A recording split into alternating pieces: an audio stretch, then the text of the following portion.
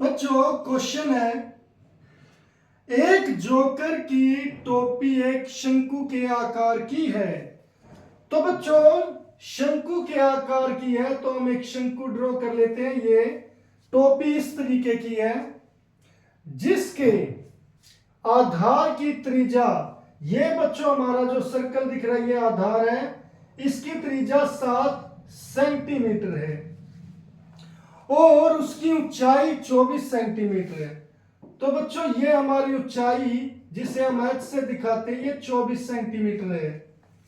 इसी प्रकार की 10 टोपियां बनाने के लिए आवश्यक गत्ते का क्षेत्रफल ज्ञात कीजिए।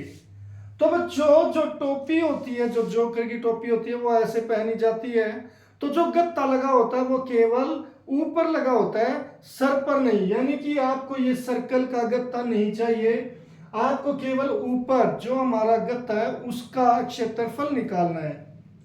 और उसके लिए बच्चों हमारे पास फार्मूला क्या होता है, पाई आर एल।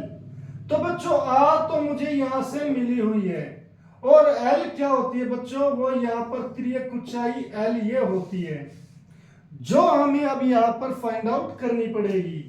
तो बच्चों पहले हम लिखते हैं कि टोपी के आधार की त्रिज्या जो हमें कितनी दी है बच्चों, 7 सेंटीमीटर दी है यहां पर। इसे हम आर से डिनोट करते तो ये आ गया 7 सेंटीमीटर। अब बच्चों इसकी ऊंचाई, टोपी की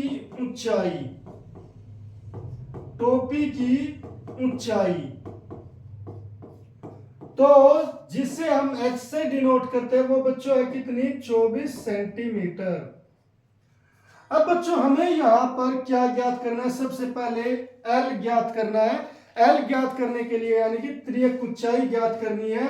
तो बच्चों इसीलिए जो त्रियक ऊंचाई होती है, शंकु की त्रियक ऊंचाई जिसे हम L से दिखाते हैं, उसका फॉर्मूला क्या होता है बच्चों, वो होता है हमारा h square plus r square. अब बच्चों यहां पर h की वैल्यू कितनी दी है बच्चों, 24 है, तो 24 का वर्ग हो जाएगा प्लस r कितना है 7, इसका वर्ग हो जाएगा। अब 24 का जो वर्ग होता है बच्चों वो कितना होता है, 576 और 7 का जो वर्ग होता है बच्चों वो होता है 49। वर्ग ज्ञात करने का तरीका बच्चों, जैसे 7 का वर्ग दिया है तो 7 को 7 से 2 बार गुणा करना आ जाएगा 49। अब बच्चों 576 और 49 को अगर हम जोड़ दें, 576 प्लस 49 तो ये कितना आएगा, 625। तो बच्चों यहां पर आ गया 625।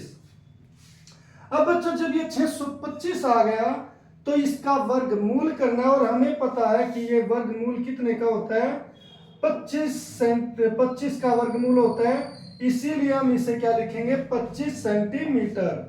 तो इस तरीके से बच्चों हम त्रियक ऊंचाई निकाल सकते हैं।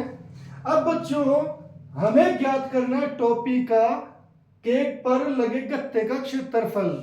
तो उसके लिए टोपी वहां पर, यहां पर हमें क्या दिया बच्चों, गत्ते का क्षेत्रफल। एक टोपी के गत्ते का क्षेत्रफल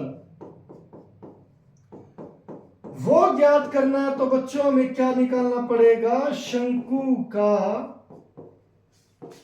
वक्र पृष्ठीय क्षेत्रफल, और जो किसके बराबर होता है बच्चों, पाई आर एल।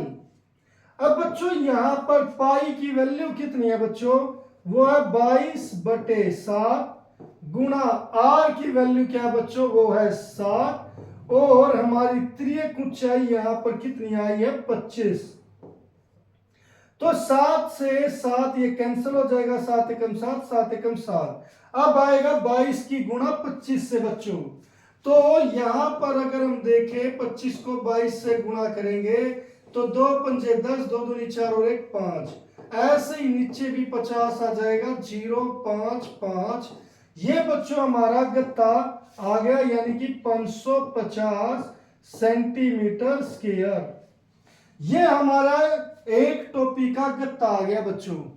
मगर मुझे ऐसी कितनी टोपियां बनानी है? 10 टोपियां बनानी है। तो उसके लिए बच्चों हम लिखेंगे एक टोपी में लगा गत्ता, एक टोपी में लगा गत्ता,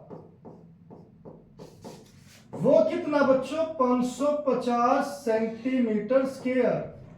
तो 10 टोपियों में लगा गत्ता कितना होगा बच्चों? 550 गुना 10, यानी कि ये जो एक जीरो है ये इसके पीछे लग जाएगी बच्चों, तो ये 5500 सेंटीमीटर स्क्वायर हो जाएगा। कितना? 5500 सेंटीमीटर स्क्वायर। तो जैसे बच्चों एक टॉफी 2 रुपये की आती है, तो 10 कितने की आएगी? हम 10 को 2 से गुणा करते हैं। ऐसे एक टोपी में लगा गत्ता 550 है, तो ज्यादा का निकालना है तो हम उसे जितनी टोपियों का निकालना है उससे गुणा कर देते हैं। तो हमने यहां पर ये गुणा कर दी। तो इस तरीके से बच्चों हम ये क्वेश्चन सॉल्व करेंगे।